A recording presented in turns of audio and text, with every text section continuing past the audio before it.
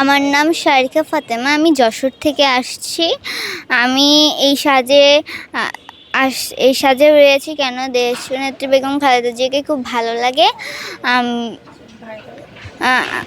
আ তার জন্য আমার খুবই ছিল। আর হচ্ছে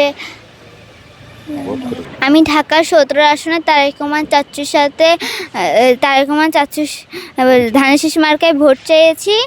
আর আমি চেয়েছিলাম তারেক রহমান চাচুর সাথে দেখা করবো, ইনশাল্লাহ সেটাই পূরণ হলো।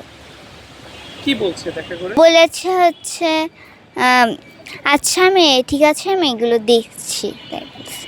কি নামে ডাকছে? আমাকে মা বলে ডাকছে আর কি। আমি আর আমার মেয়ে গেছিলাম ওখানে। জুবাইদা রহমান ম্যাডাম ছিলেন, তো মেয়েকে জড়িয়ে ধরে বলল, মা বললেই সম্মাননা দিলেন। আর বলল যে ওর লেখাপড়া করতে হবে।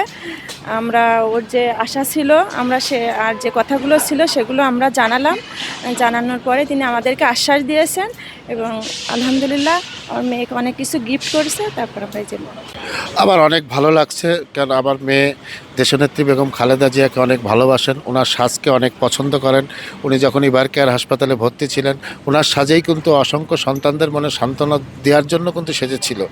আজ আমার সবচেয়ে বড় ভালো লাগছে যে 16-17 বছর আমরা আন্দোলন করেছি, যে জননেতা জনাব তারেক রহমানকে দেশে ফিরে আনার জন্য, আজ তিনি আমার পরিবারের সাথে কথা বলেছে। ওনার পরিবার, আমি অনেক কৃতজ্ঞতা।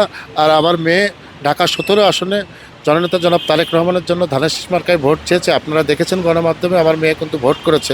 আগামীকাল 6টার থেকে সন্ধ্যা পর্যন্ত একটানা আপনার 17 আসনে কিন্তু ভোট চেয়েছে। আজকে আমরা অনেক আনন্দিত যে না, আমাদের বিএনপির যে পরিবার অভিভাবকের সাথে আমরা কথা বলতে পেরেছি, এটাই আমরা অনেক খুশি।